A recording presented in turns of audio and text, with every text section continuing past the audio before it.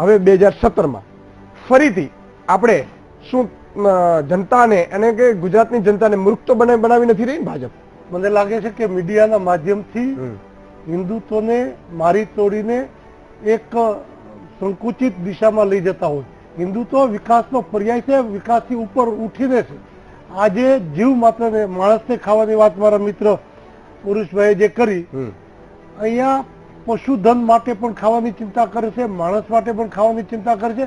અને વિકાસની વાત કરીએ તો 70 દાયકા પછી પણ ગુજરાતમાં રેલવે એક સાથે કેન્દ્ર સરકારે જેટલી મીટર ગેજ હતી બધાને જ બ્રોડ ગેજમાં વિકાસ માટે કરોડો રૂપિયા ફાળવ્યા.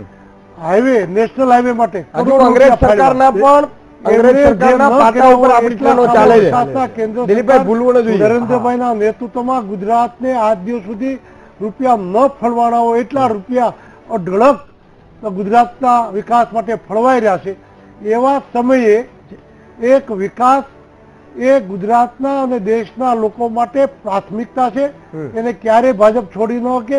જ્ઞાતિ જાતિ કોમના વિખવાદ અને વિવાદથી ઉપર ઉઠીને નરેન્દ્રભાઈના વિકાસના મંત્રે આ દેશને એક દિશા આપી છે.